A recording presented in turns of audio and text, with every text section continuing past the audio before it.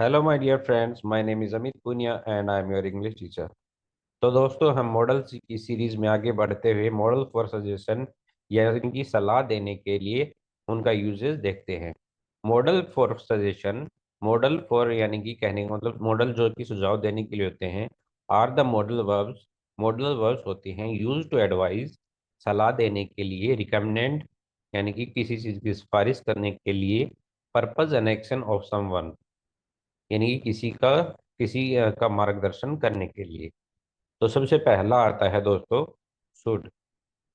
देखो दोस्तों, हम यहाँ पर बात करेंगे शुड की और डू की और मस्ट की। तो देखो दोस्तों, सजेशन के लिए सबसे जो जिसमें सजेशन यानी कि एक्चुअली में आप किसी को सजेशन दे रहे हो और कोई फर्क नहीं पड़ता कि वो सजेशन आपके सजेशन के अनुसार काम करे या ना करे। दूसरा होता है ओड टू। और टू में क्या होता है दोस्तों, नैतिक कर्तव्य दिखाए जाते हैं। तो चलिए दोस्तों, इनकी एक एक करके बात करते हैं।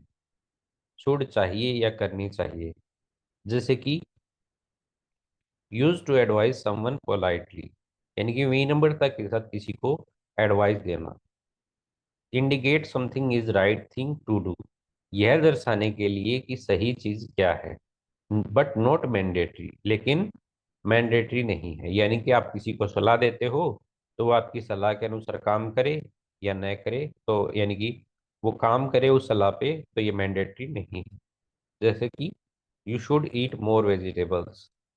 सपोज करो, आपको कब्ज की समस्या, आप डॉक्टर के पास गए, डॉक्टर ने आपको एडवाइस दी कि आपको ज़्यादा से ज़्यादा सब्जियां खानी चाहिए ताकि आपकी जो कॉन्स्टिपेशन की समस्या है वो दूर हो जाए। तो इसमें जरूरी तो नहीं कि डॉक्टर ने बोल दिया कि वेजिटेबल खानी तो खाऊंगा ही खाऊंगा, ऐसा जरूरी नहीं। You should take rest after the surgery, जैसे कि डॉक्टर ने बोला आपको सर्जरी के पास थोड़ा आराम करना चाहिए, लेकिन जो बंदा है वो थोड़ा सा हठी है, वो किसी की बात नहीं मानता, तो वो सर्जरी के बाद भी घूमेगा फिरेगा। तो ऐसा मैंडेटरी नहीं है कि डॉक्टर ने कह दिया तो वो करेगा। जैसे कि यू शुड वर्क हार्ड, तुम्हें मेहनत करनी चाहिए। जैसे कि मेरा छोटा भाई है और उसकी 10th की एग्ज़ाम है, तो वो खेल रहा है, कूद रहा है, मौज मस्ती कर रहा है। तो मैंने उसको सलाह दी कि भैया या माय लिटल, अब तुम्हारे एग्जाम शुरू होने वाले हैं, तुम्हें पढ़ना चाहिए। You should respect your parents. Suppose करो कोई थोड़ा सा ऐसा बंदा है जो ईगो वाला है, तो आप उसको सलाह दे रहे हैं कि आपको अपने पेरेंट्स की रिस्पेक्ट करनी चाहिए। You should drink more water. जैसे कि वही एग्जाम्पल लेते हैं कॉन्स्टिपेशन वाला, तो किसी दोस्त ने आपको सलाह दी कि आपको ज़्यादा से ज़्यादा पानी पीना चाहिए। They should follow the rules, उनको नियम मानने चाहिए। You should not waste time, तुम्हें समय बर्बाद नहीं करना चाहिए। तो देखो दोस्तों, क्या हो रहा है, शुड पोलाइट एडवाइस के लिए और मस्ट स्ट्रॉन्ग ओब्लिगेशन और नेसेसिटी के लिए। यानी कि एक एग्जांपल मैं बोलता हूँ, you should wear A helmet during bike riding, और दूसरा, you must wear A helmet. देखो दोस्तों, दोनों में फर्क क्या है कि एक में मान लो कि फ्रेंड को मैंने सलाह दी कि हम मार्केट जा रहे हैं और दूसरी सिटी जा रहे हैं या मार्केट जा रहे हैं, कहीं पे भी जा रहे हैं, तो हम बाइक के थ्रू जा रहे हैं। तो आपका जो दोस्त है वो हेलमेट नहीं लगा रहा, तो उसे सलाह दी, देखो दोस्त, आपको हेलमेट पहनना चाहिए। और दूसरे केस में, मस्ट वाले केस में हम देखते हैं, जैसे कि आपने हेलमेट नहीं पहन रखा और बाइक चला रहे हैं और बीच में पुलिस की गाड़ी खड़ी है, पुलिस वाले थे, उसने आपके दोस्त से कहा, why are you not wearing helmet, तुमने हेलमेट क्यों नहीं पहन रहे हो, you must wear helmet. So ये क्या हुआ, उन्होंने जोर देकर ये बात कही कि तुम्हें पक्का हेलमेट पहनना चाहिए, वरना हम चालान काट देंगे।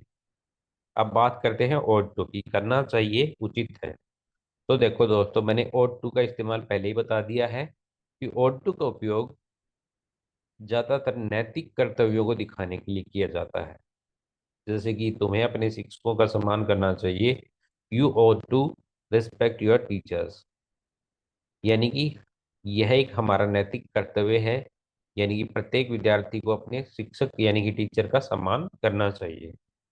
दे ought to submit report by today. उन्हें आज तक रिपोर्ट जमा करानी चाहिए। You ought to respect your parents.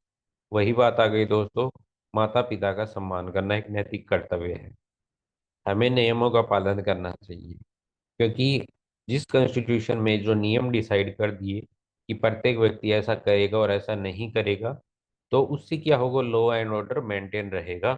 तो आपको वो रूल्स फॉलो करने। हैड बेटर, बेहतर होगा या न करना ठीक नहीं है। यानी कि थोड़ी सी स्ट्रॉन्ग एडवाइस और वार्निंग और कंसिक्वेशन। यानी कि आप किसी को सलाह दे रहे हैं और उसके साथ एक स्पोर्टिव सेंटेंस आएगा जो बताएगा कि अगर आपने ये नहीं की तो आपको आपका जो कंसिक्वेंस यानी कि परिणाम है वो क्या होगा। Let's go through the example. You should had better leave now और you will miss the train. तुम्हें अभी जाना बेहतर होगा, नहीं तो तुम्हारी ट्रेन छूट जाएगी। देखो दोस्तों, इसमें बताया तुम्हें अभी जाना उचित होगा। You had better leave now. अगर तुम अभी नहीं निकले तो स्टेशन जल्दी नहीं पहुंचोगे, ट्रैफिक में फंस जाओगे और तुम्हारी ट्रेन मिस हो सकती है। She had better study hard for the exam. मान लो कोई लड़की है और हम उसके बारे में बात कर रहे हैं, मेरे और मेरे फ्रेंड के बारे में। यार उसने आईएएस के एग्जाम के लिए अप्लाई किया है लेकिन वो पढ़ती नहीं है। तो मैंने कहा she had better study hard work for the exam, because if she will not, then she can't pass the exam. You had better study regularly. Same thing. You had better not to be late for the meeting. We had better leave now. जैसे कि ऊपर बोला कि meeting के में देर करना ठीक नहीं होगा। He had better not to be late for meeting। यानी कि मान लो आप एक ऑफिस में काम करते हैं और आज आपकी एक बहुत ही इम्पोर्टेंट मीटिंग है। तो आप घर पर थोड़ा सा टीवी देखने बैठ गए, तब आपकी वाइफ कहती है कि देखिए आज आपकी बहुत ही क्रूशियल मीटिंग है, अच्छा होगा कि आप देर न करें। जैसे कि वहीं पे एग्जाम्पल आता है कि आपकी मीटिंग है और आपको वहाँ पर देर नहीं करनी चाहिए। तो आप अपने फ्रेंड को भी अपने साथ लेके जाना चाहते हो जो कि आपका कलीग है, तो वो थोड़ा सा लेट कर रहा है, मतलब वो अभी तैयार नहीं हुआ है, तो उसे आप कह रहे हैं we had better leave now. अगर हम अभी निकल जाएं तो बेटर होगा। अगला है दोस्तों मे या माइट। सलाह में या सुझाव देना हल्का। मे या माइट, मे या माइट से जो भी सलाह देते हैं उसमें सलाह न देकर वो सिर्फ एक फॉर्मेलिटी पूरी करना होता है। Less common more tentative suggestion, often polite and indirect, like making a proposal.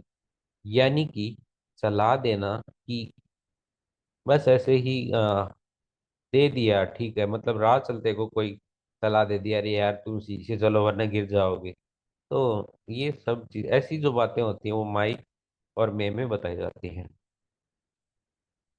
जैसे कि आप किसी स्ट्रेंजर से मिले और वो पूछ रहा है कि यार यहाँ पे कोई रेस्टोरेंट है क्या। तो आपने बोला you may try this new restaurant. यानी कि पास ही में एक नया रेस्टोरेंट खुला है, आपको उसे ट्राई करना चाहिए। You might consider joining the club. वह क्लब में शामिल होने पर विचार कर सकता है। यानी कि आप नहीं जानते कि अगला कौन है, तो कैसा है उसका नेचर है, कैसा उसका बिहेवियर है, वो कैसे डिसीजन लेता है। तो आप अपने फ्रेंड से कह रहे हो कि वह शायद हमारे क्लब को ज्वाइन करने पर विचार कर सकता है। You may try this method first. आप यह तरीका पहले आजमा सकते हैं। तो दोस्तों ये थे आपके कुछ मॉडल फॉर सजेशन। तो आशा करता हूँ आपको समझ में आए होंगे। Thank you.